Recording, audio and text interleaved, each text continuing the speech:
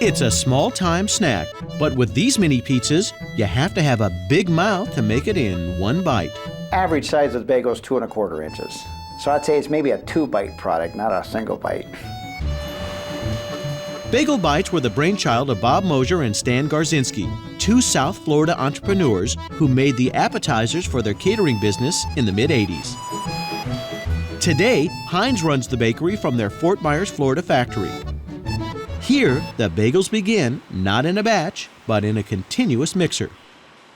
The flour, water, and all the ingredients are incorporated into a continuous motion, and it puts out about 10,000 pounds of dough continuously.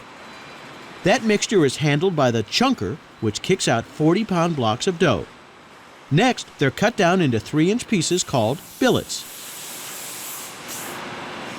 Then they enter a machine called a former, where in an enclosed process, they're curved into their familiar bagel shape.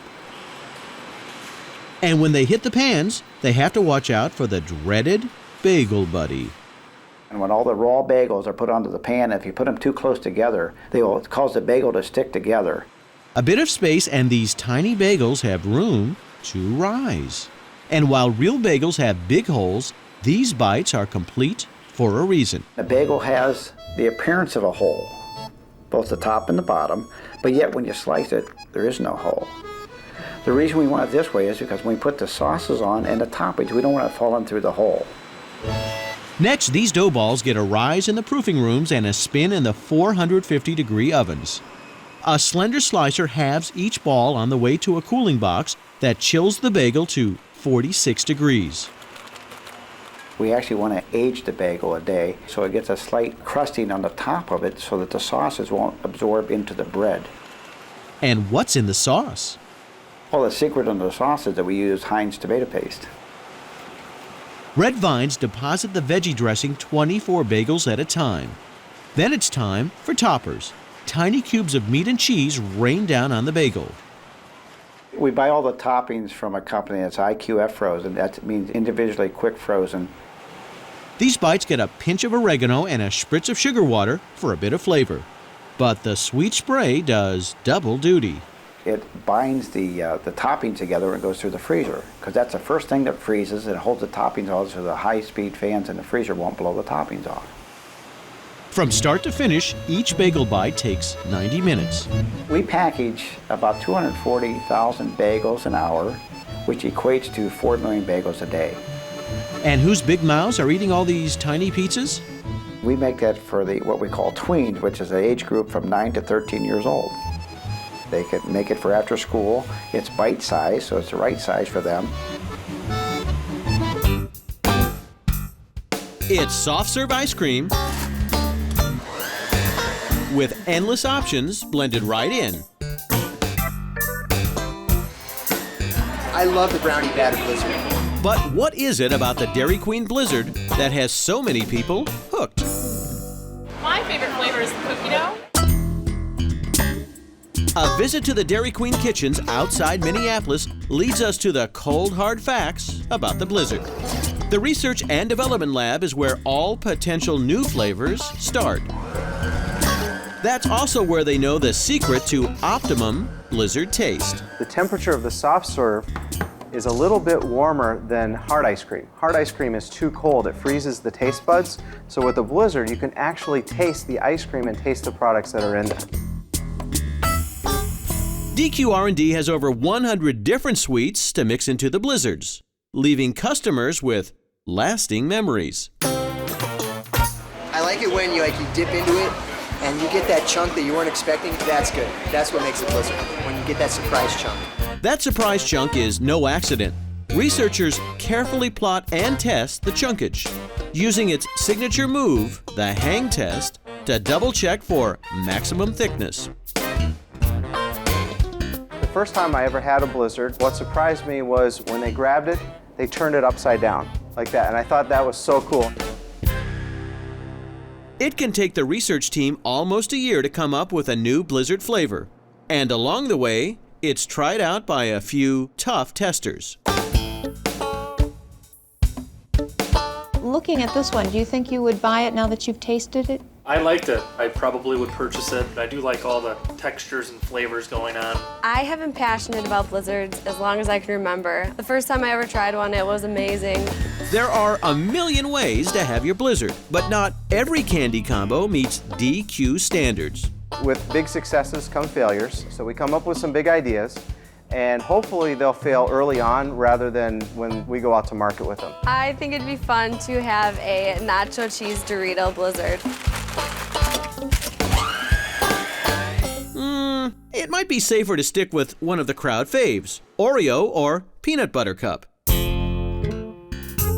Dairy Queen's famous treat was first mixed up in 1985 and has been a big seller since day one. The first year, we sold 175 million blizzards. I would say Butterfinger is probably my favorite. And with new flavors constantly in the lab, the DQ Blizzard's not likely to blow over anytime soon. That is really good. Ferrero Pan Candy makes over 100 kinds of popular candies, so it's no surprise they use a lot of sugar. But the exact amount is mind-boggling. Right now we're in our sugar silo room. This silo is 5 stories high, and this particular silo holds 300,000 pounds of sugar. We will use anywhere from 180,000 to 200,000 pounds a day out of this factory. The company has to fill that silo every day and a half and has a rail line that comes right to the door to deliver sugar. Sugar is certainly one of our lifelines of our company. If we run out of sugar, there's nothing we can make.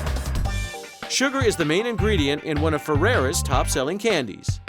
The gummy worms that have a burst of sour mixed with sugary sweet. They make the gummies with lots of gelatin, blended in this machine with corn syrup, sugar, and water. Surprisingly, every step is mechanized. The machine does all the measuring. The program will run and it will say how many pounds of each ingredient. When you hit that amount in the tank, then the valve will close and the next ingredient will come in. Fully automated. Here they heat the mixture to 240 degrees Fahrenheit. Then it's put into a vacuum that cools it and removes much of the moisture. The next step would be to add any of the color, the flavor, the juice before we deposit it. And that's done in this huge machine they call a CFA, or Color Flavor Additive Deck. Now, this is a very critical piece of equipment because it's measuring out precisely how much color, how much flavor, and it's doing it batch after batch after batch so that every time you buy a gummy worm, you're getting the same flavor and the same color in that gummy worm. Now the colored flavored mixture is ready to turn into gummy worms. But most people are shocked to find out how gummies take their shape. The gummy mixture never touches a mold. Instead, it goes into this white stuff, which has been pressed with a mold into a gummy shape. It's a cornstarch with a small percent of mineral oil, and if I wanted to make a gummy hand, I'd flatten it out, press in, and then just fill that up with slurry. Cool. The cornstarch is actually a better mold than a metal pan. Plus, it's easier to get the gummies out once they're dry. And we use a piston pump and a nozzle that lines up directly with the mold and injects the liquid candy into the starch. They can fill 28 of these boards a minute, which is a total of 6,720 worms every 60 seconds, or 403,000 an hour, and over 9.5 million a day, just in case you're counting. These boards are taken to a drying room for 18 hours, then put back on the machine to be processed. After the product shakes out of the mold, it goes through a steamer, gets it all sticky, and then it will roll in the sugar acid blend. The sugar acid gives these Black Forest gummies their famous sweet and sour taste, especially popular with the under 12 set.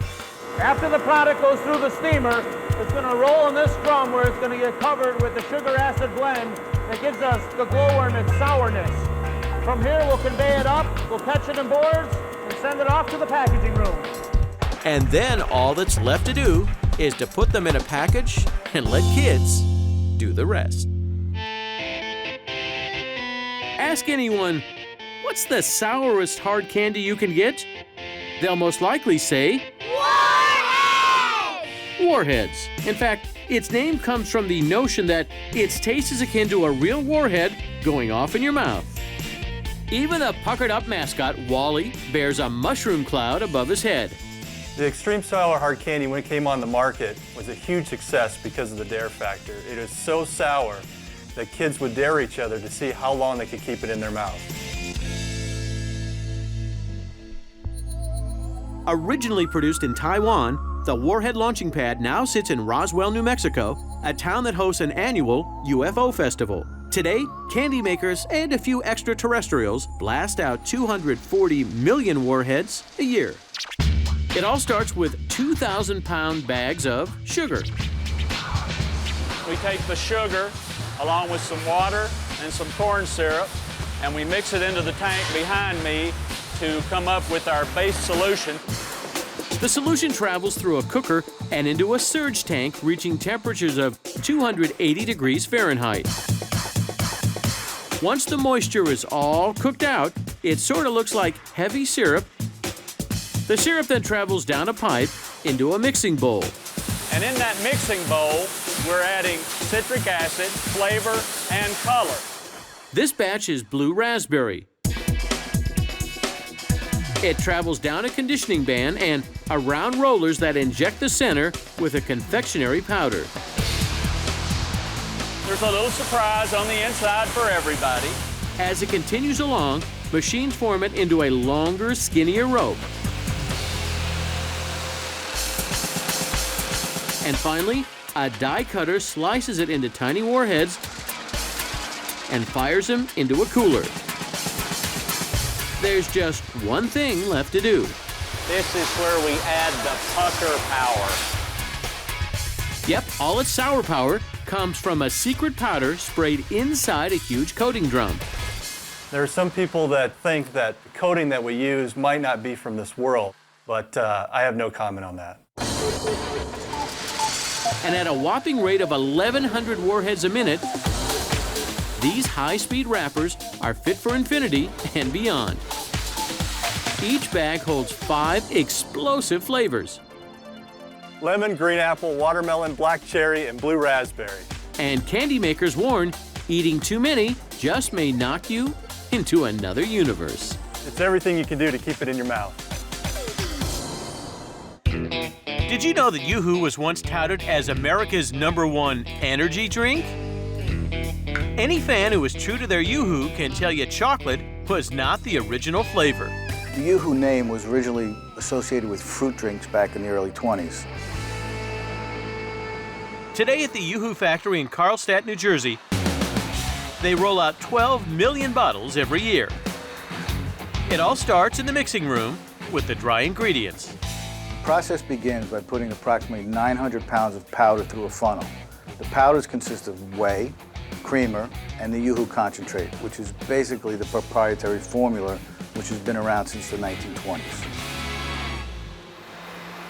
Next comes the key ingredient,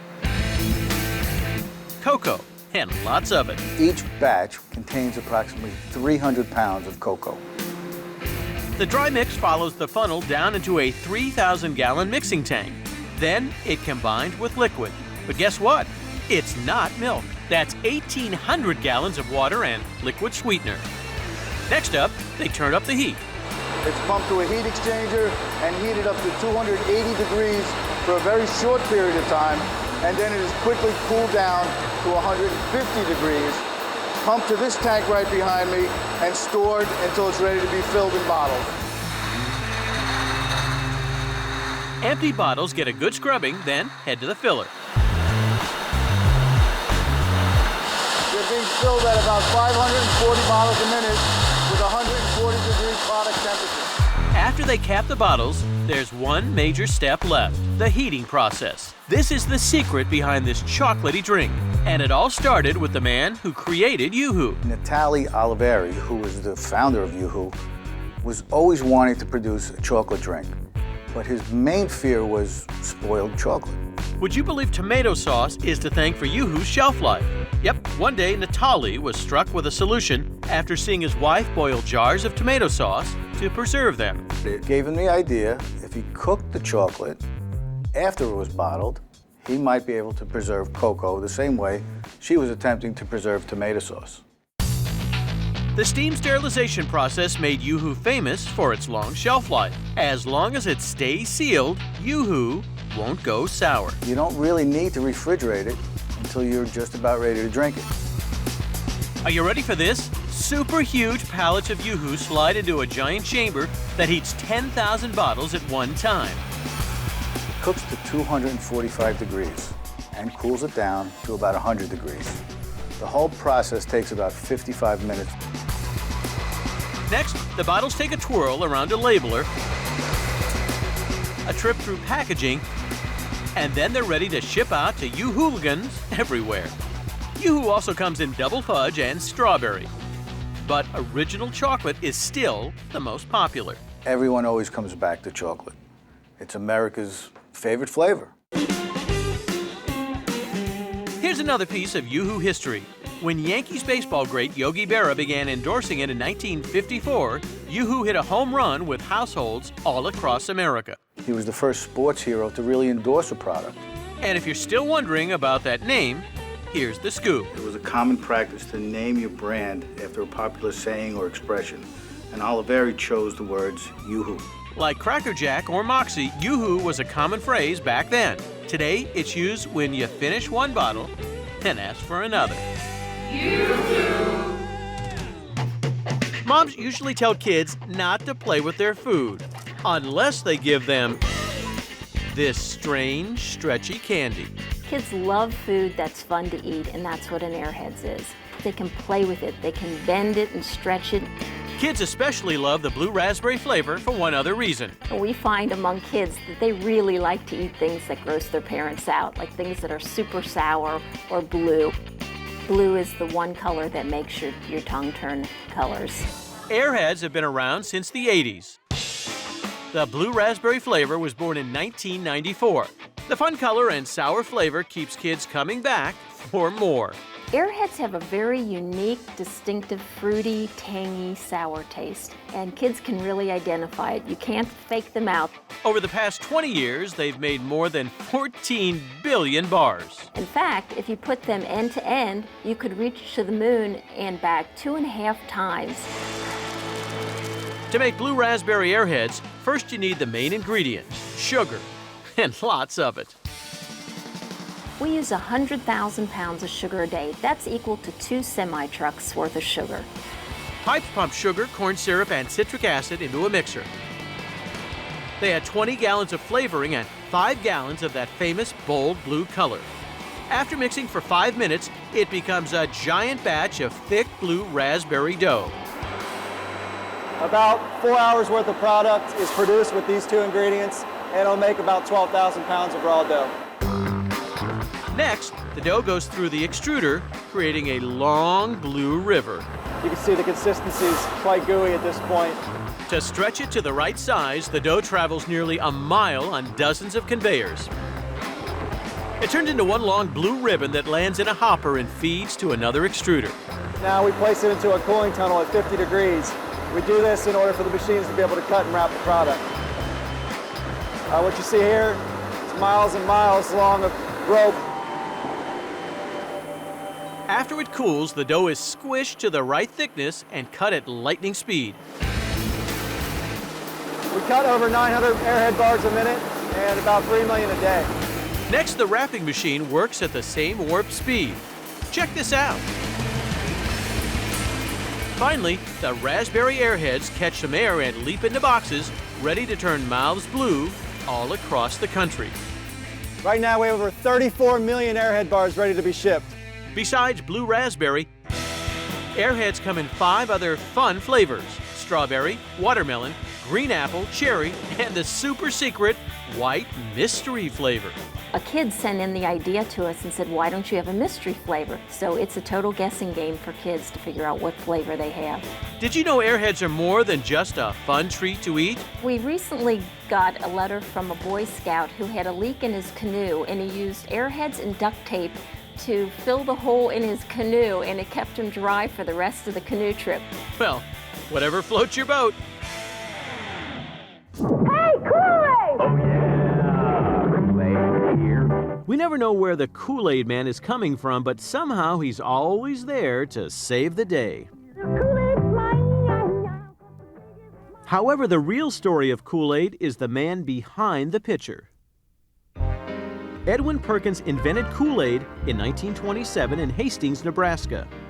The story begins with another Perkins product, Fruit Smack. This liquid concentrate was sold in bottles, which made things a little difficult. So he was looking for some way to make it a little easier to ship and to not have as much breakage in the sale of the product. Edwin found a solution in dehydration, an idea inspired by Jell-O. His father carried it in the store when Edwin was clerking there, and he liked the idea of the 6 delicious flavors. Kool-Aid's own original 6 delicious flavors were raspberry, orange, cherry, lemon lime, strawberry, and grape. Raspberry was his favorite, but they were all good. So where did Kool-Aid get its catchy name? That's a mystery. It originally was Kool-Aid ADE.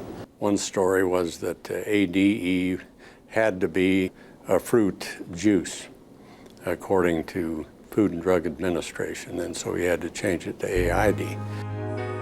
Kool-Aid survived the Great Depression and is still quenching thirst over 70 years later. Kool-Aid is for a kid's big thirst.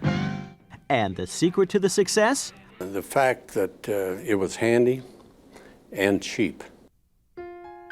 A marketing tactic Edwin invented for his product is still cashing in today. It's what he called the self-selling silent salesman. So it was the idea of having her display right by the cash register for people to see. Oh, yeah. Kool-Aid is also enjoyed in ways yet to be marketed. I've seen it used as hair dye. I've seen it used for painting. We used to just eat the Kool-Aid, just wet our finger and stick it in the package and eat it that way, and then we'd get it all over us. Who knew that Kool-Aid would be such a smash success? Edwin Perkins did, well, sort of. And I have a letter. There's a passage in there where he says, "Stick with me and we're going to be successful." It's a frozen treat with ultra superpowers that might just rub off. We like to think eating a Powerpuff Girl will make you more powerful. Powerpuff Girls are one of the many familiar frozen shapes conceived by the superheroes at Blue Bunny Ice Cream. But only one of the sisters is the star. So we chose to use Bubbles as the actual ice cream character. However, we do have the other 2 Powerpuff Girls on the outer wrap. These Super Pops get popping when cherry flavor is added into 4 mixes of corn syrup, fructose, and unique colors. The mixes freeze up and meet in a mold where 4 color faces fly out of a superhero shaper. Hidden dividers keep colors apart, and with added air mixed into the batch, its texture is a unique cross between a popsicle and ice cream. Yeah, it's kind of like a sherbet with an ice cream mouthfeel. Bolstered with the help of these machines, the girls move at super speed. The speed that the machine is running for Powerpuff Girls is 270 bars per minute, which equates out to 162,000 bars per 10-hour shift. The blinding pace continues as the gumball hopper pops in the eyes, one chewy orb at a time. Gumball seems to be instant gratification. You open up the package, it's right there in front of you, instant treat. But it's no treat to eat until the Power Puffers blast off into the freezer, where they spend 30 minutes at 40 below zero. But look out, their frozen figures are now stuck to frosty plates.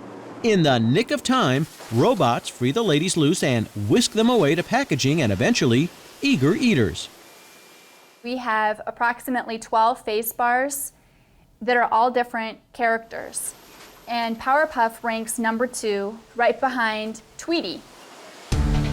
But when it comes to saving the day, Blossom, Bubbles, and Buttercup fly to first place.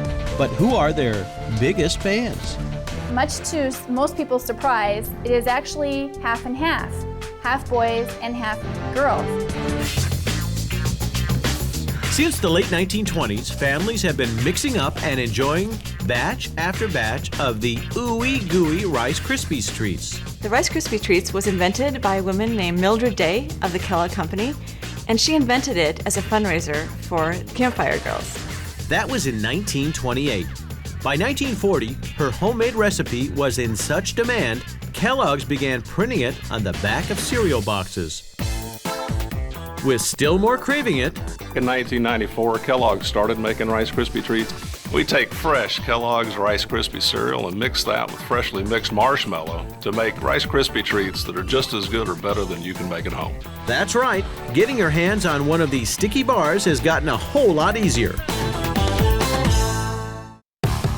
At Kellogg's headquarters in Battle Creek, Michigan, they're cranking out 1.4 million chewy treats a year. That's 50 times the weight of the Statue of Liberty, or consider this. If you were to lay the bars end on end, that would be about 55,000 miles. That's enough treats to circle the Earth twice.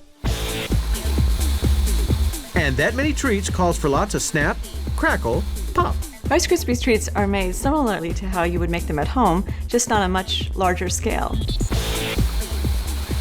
We mix Rice Krispie cereal, margarine, and marshmallow in a mixer.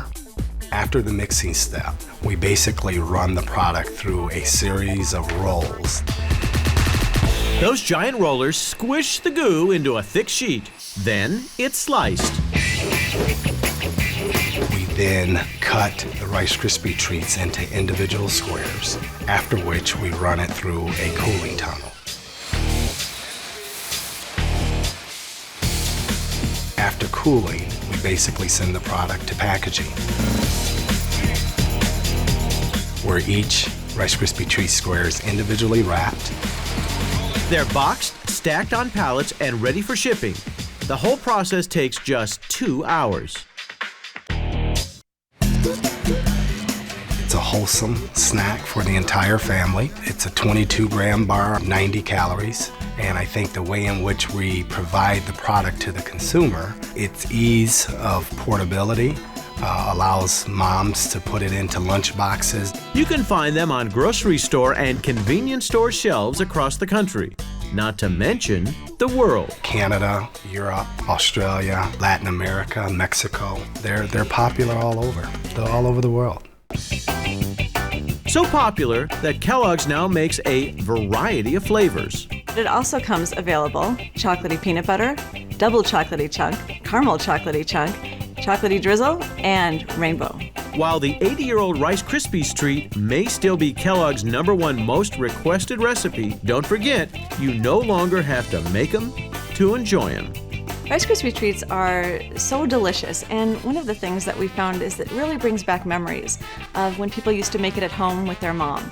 So they love buying Rice Krispie Treats today. His face has graced countless cans for more than 50 years, making Chef Boyardee an American food celebrity. But this icon is actually more than just an image. That's not a cartoon character or anything else. That's actually Hector Boyardee. Hector Boyardee immigrated to America from northern Italy in 1915 and opened his own Italian restaurant in Cleveland, Ohio in 1924. His spaghetti sauce soon became so popular that Hector started selling it in cans. But as much as they loved his food, the chef's customers were still having trouble with his name. Hector Boyardee spelled his name B-O-I-A-R-D-I. And because a lot of people didn't know how to pronounce Italian names back then, he changed his name and spelled it phonetically. In 1938, Boyardee moved to Milton, Pennsylvania and opened a processing plant. And one of the first products introduced was beef ravioli. This is ravioli that's been prepared from a famous chef's own Italian recipe. Today, beef ravioli remains Boyardee's most popular product. In fact, Americans eat more than 2.5 billion of these little pasta pillows each year. The raviolis get cooking as pasta dough first grinds up in a cross mixer. Next, in a hidden process, a beef, cheese, and cracker meal filling seals inside a pasta pocket, creating a sheet with hundreds of ravioli. And the numbers add up. On an average day, they're cranking out 25 million mini pies. Then raviolis break apart for a quick cooking in the blancher. Once cooked, Precisely 14 raviolis drop into each awaiting can. Meanwhile, in another part of the plant, huge vats of the famous tomato sauce cook up. Each one of these kettles holds 6 tons of sauce. And when it's ready, an exact amount pours into each can. Lids seal the cans tight. Then they ride off for cooking and then labeling. Here, the familiar face of Hector Boyardee has remained unchanged, making him the man responsible for giving mainstream America one of its first tastes of Italian food. Whenever you'd like to have a real Italian-style dish at home, serve Chef Boyardee ravioli. Back in its day, the push-up was a pretty radical concept. There's nothing that has a convenient tube like this. It's simply ice cream in a tube. To enjoy, you push up. And thus the name, push-up. Push-ups have been popular ever since they were invented. When we introduced push-up in 1959, it was a one-of-a-kind. Everything else out there was a typical ice cream sandwich or a bar. We started with just one flavor. It was an orange sherbet. Today, kids are eating banana, grape, lemon, even chocolate-flavored push-ups. Nestle pushes out nearly 50 million of these tubular treats every year. We get about 4 or 5 tankers worth of dairy a day. And that enables us to make about 500,000 gallons worth of ice cream mix every week. So the mix for push-ups is basically just skim milk mixed along with sweetener. This sweet milky mix flows through pipes to a flavor vat. They add color and flavor, pasteurize the mix by heating and cooling it, then pump it to the freezer. In the freezer, it's basically a stainless steel tube where we chill the outside of the tube and run the liquid through the middle, so we harden it as it goes through the tube. Before the soft serve flows out of these specially designed freezing chambers, workers stack empty tubes on the factory line, a dozen at a time. The plastic push-up stick is already attached. Now for the fun part. Rows of tubes ride down to the filler for the main event. Today, Nestle is making their Rainbow Twister push-ups. Each tube has 4 flavors of ice cream. Lemon, grape, cherry, and orange. A nozzle dips down to deposit all 4 sweet, tangy flavors in one twist. The push-up filling machine, we run about 250 push-ups per minute. So we have the ability to make about 750,000 push-ups a day. Next up, these colorful cartons shuffle to a heat sealer. A paper lid lays flat across the top, and a bit of heat seals it on tight. They spin past an infrared sensor that reads each label to make sure this batch of push-ups is rainbow flavored and not chocolate or orange. Then they roll down to packaging and into boxes. We line them up, put them into a box, and at that point in time, they're going to get sent over to our hardener, where they go into a flash hardening process that'll create that hard ice cream that's in the tube. We then are going to put it into our warehouse where it stays at -20 degrees before we would ship it to a customer. Kids may love to push up the push-up, but parents like this little tube of ice cream just as much. Kids love it because it's interactive. They love to play with their food. Mom loves it because it's contained in this tube. And if you've ever seen a kid on a hot summer day with a popsicle melting all over their hands, it doesn't happen with push-up. It protects it, so Mom loved and kids loved. What has dropped the jaws of all these people? It's a pop culture phenomenon that's swept the country for 30 years. Pop Rocks is the original popping candy. It's been around for 30 years. As a child of the 70s, it was the best candy out there because you toss it in your mouth, make all these noises, and just tasted really good. I haven't had this flavor yet. My friends and I used to swallow the Pop Rocks whole and then take turns listening to each other's stomach. Can you hear them? Yes. Like a lot of great innovations, the creation of Pop Rocks was actually an accident. In 1956, a general food chemist was actually trying to develop an instant soda pop. And he was doing this by putting carbon dioxide into a hard candy tablet. The instant soda fizzled out, but in the mid-1970s, the carbon dioxide-filled candy hit retail shelves with a bang. The craze was so big that rumors started popping up. It's the Coke and Pop Rocks. I mean, it's the oldest myth of time. If you eat Pop Rocks and then immediately take a swig of Coke, your stomach explodes. I'm pretty sure if it was going to explode, it probably would have happened when I swallowed them whole.